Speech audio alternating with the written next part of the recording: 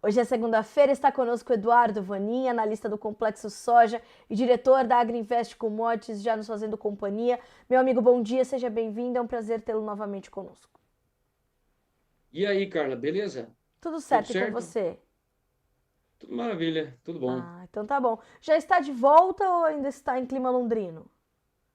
Não, não, de volta aqui ao meu QG. Deu para aproveitar, conheceu, foi fazer e fez tudo que se planejou para fazer? Muitos projetos aí Que coisa pra, boa. nessa aquisição que a Marex fez da Agriinvest. Então vamos continuar expandindo tanto a parte de corretagem, que é a nossa raiz, desde 1987, e, claro, toda a informação que isso nos traz, e no meu caso, a parte aí do research, enfim, análise de mercado e tudo mais. Então vamos continuar. Muitos planos, muitos planos. Que coisa boa, assim que é bom. A gente tem que viver planejando. Eduardo Vanin, começamos uma semana com Chicago caminhando de lado e na última semana nós acordamos, mesmo você nos dizendo, talvez a gente vai chorar junto na segunda que vem, mas vamos falar de demanda. Como é que você, inclusive, vê essa semana começando com esses preços de lado? Porque, de fato, Chicago já absorveu as últimas notícias e agora precisa, de fato, ver um sinal mais claro sobre a demanda chinesa nos Estados Unidos. É isso que Chicago está esperando ver na prática? É isso mesmo. Bom, produção menor, ok. Pode ficar até um pouco menor ao longo dos próximos relatórios. Essa semana nós temos o Prop Tour da ProFarmer. Vamos ver o que vem. Enfim, tanto milho quanto soja, estamos lá em cima. Quer dizer, maior do que está em termos de produção, provavelmente não fica, tá bom? Mas no caso da soja, aí a grande pergunta permanece. Aliás, duas, né? China vai comprar ou não? E se comprar, quanto é? Eu fico mais com essa segunda alternativa, segundo cenário, que é China vai comprar, só que vai fazer uma grande diferença. Comprar 20, comprar 15, comprar 10 ou menos que 10 milhões de toneladas. Vai fazer uma baita diferença. E a cada semana que vai passando, pode pegar uma média aí, ó. Cada semana que vai passando daqui para frente é 1 milhão a menos em termos de compras potenciais que a China pode fazer nos Estados Unidos. Cada semana que passa e nada acontece, tá bom? Vanin, que sinais isso te traz? Que a China vai caminhando para estar bem coberta nessa janela outubro, novembro, dezembro, que é uma janela que está sempre nos seus comentários, né, de cobertura dos chineses, e a demanda dela ainda está concentrada aqui, ou eles estão bem abastecidos e agora estão entendendo quais são as suas oportunidades de mercado? Como é que os compradores chineses estão se comportando nesse momento e entendendo o atual cenário de mercado? Bom, cobertura da China 65, 66, chegando aos 70% outubro, com soja do Brasil e da Argentina. O novembro está ali bem pouquinho ainda, titico, de 10%, está chegando no 10%. China precisa comprar até final de dezembro 15 milhões, entre 13 e 15 milhões de toneladas. Não vai ser fácil, vai continuar caro e, enfim, grande dúvida se o Brasil tem condições de continuar suprindo a nossa indústria, que daí vem a margem ruim para nós aqui, soja muito cara, comparada ao farelo, e se o Brasil tem condições de suprir a nossa indústria e a indústria na China e outros compradores que não são a China. Enfim, apertadão. O cenário ele mostra firmeza para os prêmios ainda. Agora, de outro lado, você vinha nos destacando como as margens das esmagadoras ou da indústria chinesa estão mais apertadas. Como é que está esse momento, nesse começo de semana? O que a gente está observando, Vanin? E por que essas margens estão nesse pé? Bom, o ponto é esse: soja muito caro, o farelo na China não subiu ainda, porque é o seguinte: ainda está chegando muita soja na China, soja aqui do Brasil. O esmagamento está lá em cima, 22 semanas seguidas, a ocupação das fábricas acima de 68%. recorde essa sequência. Ano passado, por exemplo, só foram 7 semanas durante o ano inteiro que a capacidade na China ficou acima de 68%. Então, esse ano, 22 semanas. Chegando muita soja, embarcamos muito rápido, essa coisa toda. Agora, uma coisa é a realidade nesse exato momento na China. Então, tem bastante soja, tem bastante farelo, tem bastante óleos vegetais, se você somar tudo. Então está confortável, o spot está confortável. O pepino não é agora, o pepino é a partir de janeiro, fevereiro, março, até abril, quando então os embarques da safra nova aqui no Brasil vão começar a chegar lá na China. Então tem um buraco de ozônio aí que nós vamos ter que ver como é que a China vai lidar. E aí o farelo não sobe, porque o spotão está pressionado, tem muito, e a margem pressiona, porque para continuar comprando soja do Brasil, flat price, alto, mais alto que o ano passado. E o farelo não está acompanhando. Vamos entender. Isso quer dizer que a China vai precisar comprar essa soja, a China já teria que estar comprando para garantir que esses embarques aconteçam né, respeitando ali o tempo de chegada e tudo mais, mas não acontece porque nesse momento a gente vê essa dificuldade de mercado dentro da própria China, então, Vani. Quando você analisa a margem no mercado chinês, ela tem um certo atraso.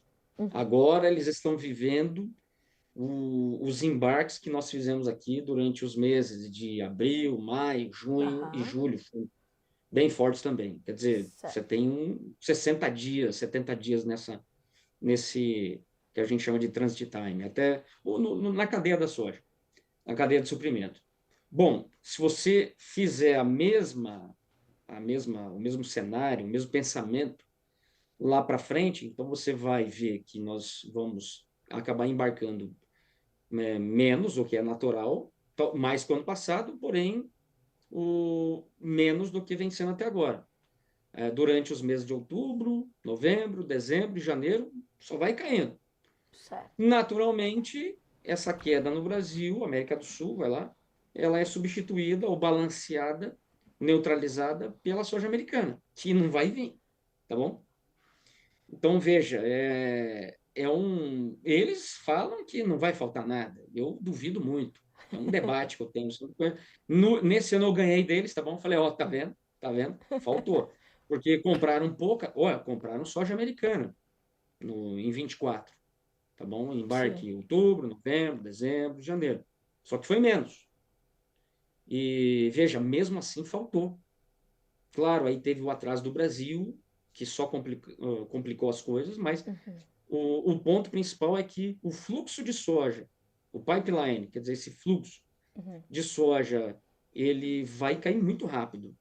Se você só tiver o Brasil e a Argentina, e não tiver os Estados Unidos durante os embarques de outubro para frente, bomba, vai ser uma queda muito grande nesse fluxo de soja para a China. Agora está grande, mas logo daqui a pouco vai, ali a partir de outubro, novembro, vai começar a mostrar uma queda muito forte.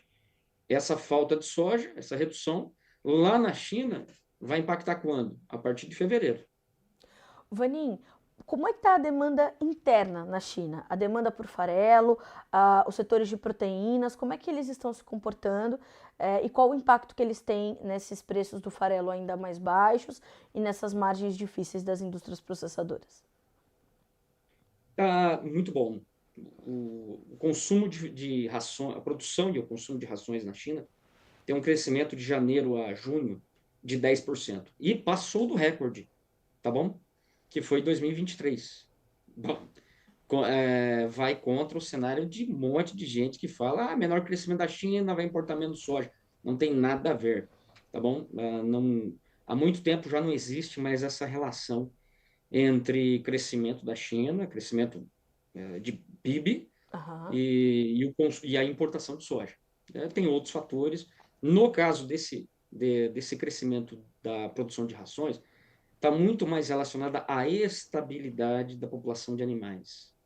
Vamos lá, se nós voltarmos no ano passado, 10 anos antes, você vai ver que a população de suínos na China varia muito durante o ano. que está relacionado a dois pontos principais. Primeiro, a peste suína africana. E segundo, a margem.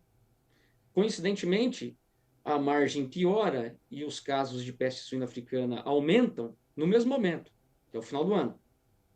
Aí você sempre tem um início de ano com menos suínos para comer ração.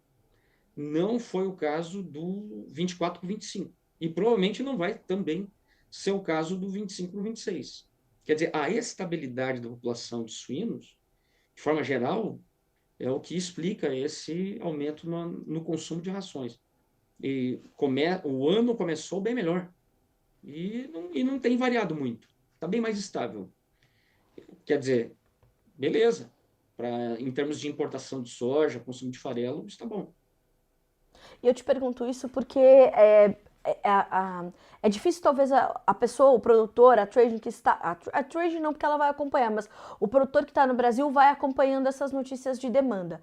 Né, Vani? Então, tá embarcando menos, mas lá está muito intenso o consumo, aumentou a produção de rações, então a gente precisa unir todas essas pontas. As perspectivas são de que esse consumo continue crescendo e, portanto, esse buraco, esse gap, esse pepino, como você falou, que a partir de fevereiro já começa a preocupar um pouco mais, possa se agravar e isso possa talvez pressionar um acordo da parte da China com os americanos e voltar a comprar soja deles?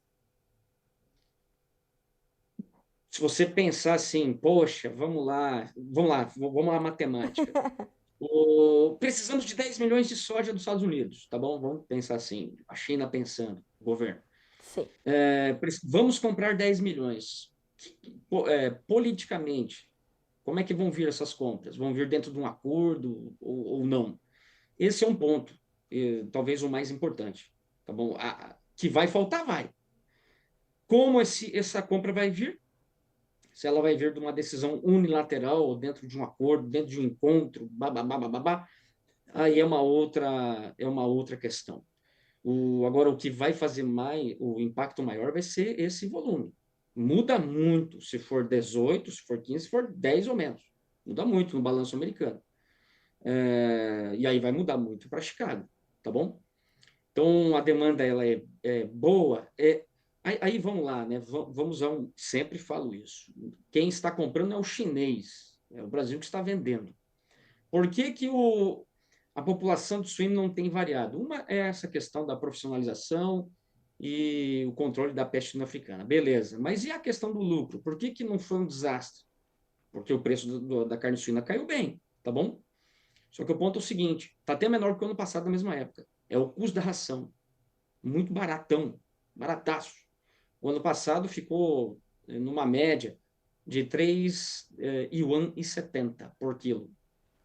E esse ano ainda não conseguimos chegar a 2,70. Então temos aí 1 yuan por quilo mais barato a ração. Certo. E aí, mesmo com preço de suíno baixo, ainda tem lucro. Esse é o ponto. É o farelo barato, a soja barata, o milho também. Enfim, o ponto é que há um crescimento em cima de um preço baixo, certo? Sim. Se voltar a ficar muito caro, aí é outra história. Mas, enfim, respondendo a sua pergunta, é exatamente isso. Será que China vem comprar soja americana e ela vai vir dentro de um acordão? Está cada vez mais claro que parece que não. Sim. Como foi em 2020. Assinaram lá e aí, ó, daqui para frente não se fala mais de tarifas e aí vamos comprar, temos um compromisso de compra bastante grande. Não parece, de forma nenhuma, o cenário nesse momento. O que parece é que pode vir a compra de um volume, que a China vai decidir quanto é, e se vai fazer sentido, dentro de um mini acordo, dentro de uma reunião dessa, que a gente tem visto a cada 90 dias. Sim. Enfim, não é um bom cenário para os Estados Unidos de jeito nenhum. Agora, o André te faz uma pergunta aqui que eu acho que é muito, muito pertinente embora a gente fale sobre isso quase todos os dias. Mas nesse cenário que a gente está discutindo aqui, o André Morato te pergunta o seguinte: bom dia, se os Estados Unidos anunciarem esse acordo com a China envolvendo a soja, os preços da soja disponível no Brasil deverão cair, ou a gente já está num cenário tão consolidado, de oferta um pouco mais enxuta, muito demandados, prêmios muito altos, que mantém-nos em patamares aí ainda altos? Vanin, qual que é a sua perspectiva para a soja disponível do Brasil, caso seja firmado um acordo entre os chineses e os americanos? No spot é difícil cair, tá bom? Não tem muito mais soja, estamos com farmer sale de 80%. Enfim, não teria muito que o Brasil acompanha. Vamos supor o seguinte, que vem acompanhar os Estados Unidos. Se for acompanhar os Estados Unidos, é $30 a menos, pensando exportação, tá bom?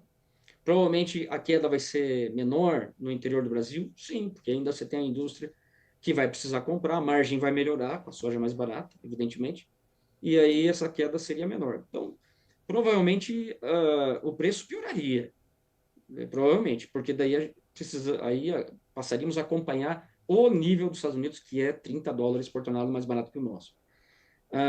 Qual a chance disso acontecer? Pomba, como eu falei, cada semana que passa, vai tirando mais soja aqui do Brasil e vai ficando mais soja nos Estados Unidos.